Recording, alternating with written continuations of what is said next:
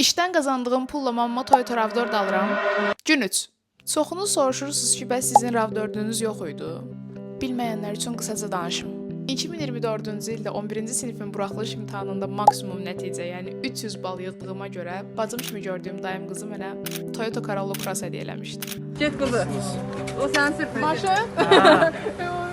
Məzələrsən? Azərəm edir. Məsələrsə? Yox. Asan sinir. Məsələni? Məzələrsiz?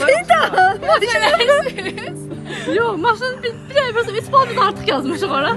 Şaka yapıyorsun. Rüstemli Fidan. Rüstəmi Fidan. Ben de elə bildim bu maşını. Biraz ruhum fakirdi. Maşın komple. Komple senden. Komple senin, Paketli evet. abi. Ne yapıyorsun? Hayır. Senin. Rıfı yazılıb altında.